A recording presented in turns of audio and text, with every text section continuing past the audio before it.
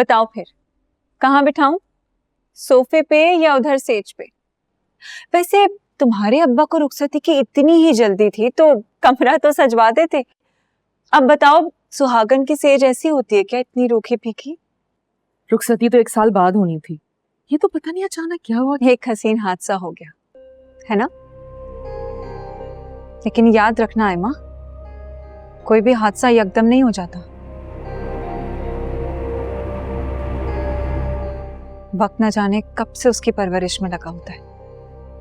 और तुम्हारे केस में तो मुझे साफ नजर आ रहा है कि ये बेवक्त की रुखसती तुम दोनों की मिली भगत है। तुम अच्छी तरह जानती हो मुझे शादी का कतई कोई शौक नहीं था। फिर भी अब्दुर्रहमान को देख के तुम्हारी राल तो टपकी ना। बकवास बंद करो अपनी। तुम्हें अगर यही बातें करनी है तो तुम जा सकती हो यहाँ से, मुझे तुम्हारी कोई बकवास नहीं सुननी। बड़ी ही जल्दी है तुम्हें अब्दुर्रहमान से मिलने की, इसलिए तुम मुझे भगाना चाह रही हो ना। सब समझती हूँ मैं। और फिर कहती हो कि तुम्हारी राल नहीं टपकी अब्दुर्रहमान को देख के।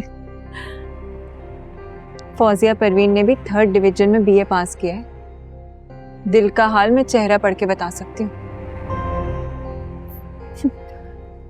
देखूंगी सुबह उस पे तुम्हारा रंग चढ़ता है या तुम पे उसका।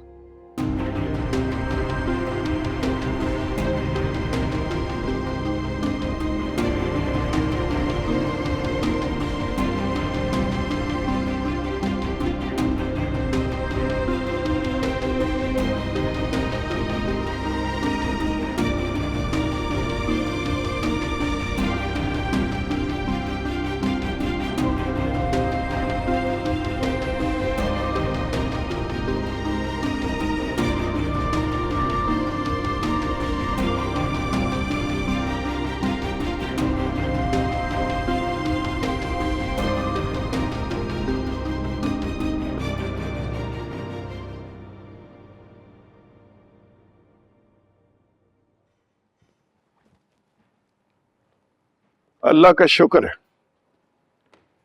हर काम खुशसूबी से हो गया।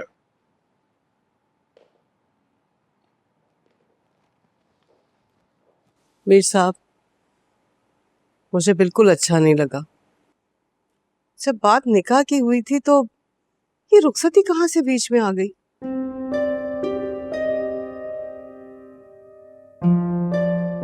और लोग क्या कहेंगे कि ऐसी क्या जल्दबाजी थी जो हमने अपनी इकलौती बेटी की रुखसती इस तरह से कर दी।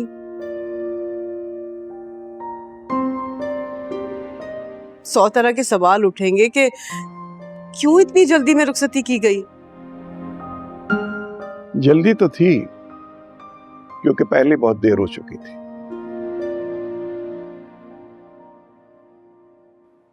अगर मजीद देर होती तो नुकसान हो जाता।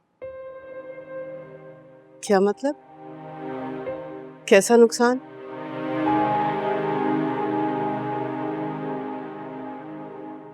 मीर साहब, आप इस बात को मान लीजिए कि जो कुछ भी हुआ है ना, आपके जल्दबाजी के फैसले की वजह से हुआ है।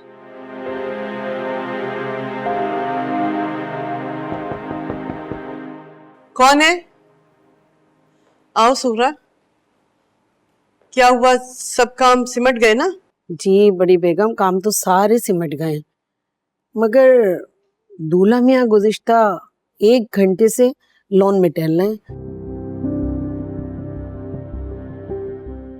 और एक के बाद एक सिगरेटें जला रहे हैं। मैंने कहा मैं आपको बता दूं। अरे आयम्मा बीबी अपने कमरे में अकेली बैठी उनका इंतजार कर रही हैं।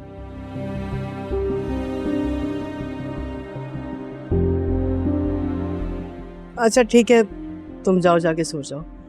सुबह नए सिरे से बहुत सारे काम जमा हो जाएंगे, तुम जाओ। ठीक है। फिर साहब, आप परेशान ना हो, मैं पूछता हूं कि वो आधी रात को कमरे से बाहर क्यों आए? मीर साहब, बेटी देने के बाद ना तो हुक्म दिया जाता है और ना ही सवाल किए जाते हैं।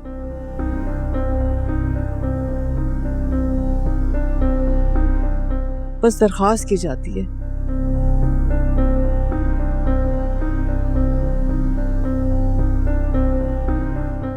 आप प्यार से बात कीजिएगा उससे।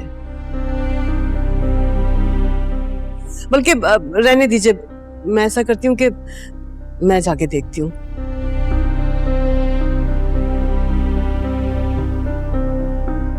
शायद मेरा बच्चा इस खुशी के मौके पे अपने माँ बाप को याद कर रहा होगा।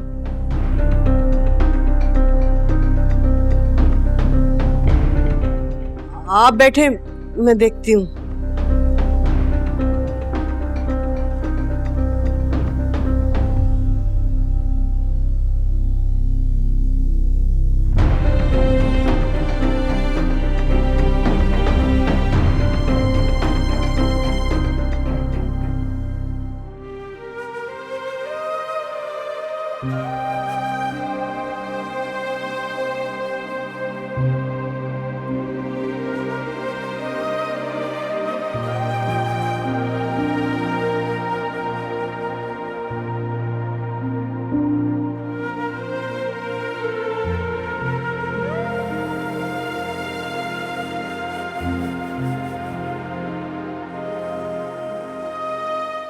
अब्दुर्रहमान, जी अम्मा। खैरियत? मैंने ऊपर से देखा, इस वक्त तुम यहाँ क्या कर रहे हो? कुछ नहीं, बस अंदर थोड़ी सी घुटन महसूस हो रही थी, इसलिए बाहर आ गया। आधी रात हो गई है बेटा, अपने कमरे में जाओ, जाके आराम करो। और वो आयमा वेट कर रही होगी तुम्हारा। जी, आप जाइए, मैं आता हूँ।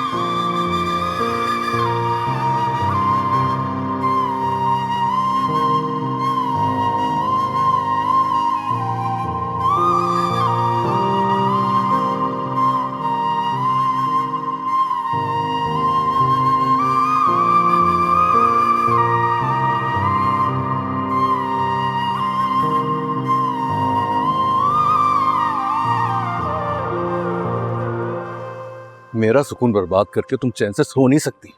छोड़ो मुझे। क्या बदतमीजी है ये? जंगली। हाँ, हूं मैं जंगली, और मेरे जंगलीपन के जिम्मेदार तुम लोग हो।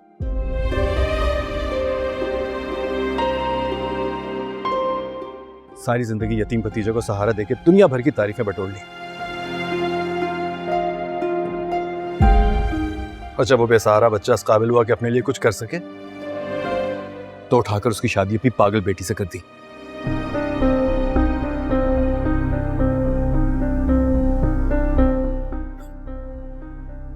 अब तो मेरी सारी जिंदगी एहसान चुकाने में ही गुजर जाएगी। क्या एहसान एहसान की रट लगा रखी है? रिश्तों की कोई कमी नहीं थी मुझे। जो मेरे अम्मी अब्बू ने तुम्हारी मिन्नत करके मेरा रिश्ता तुम्हें दे दिया।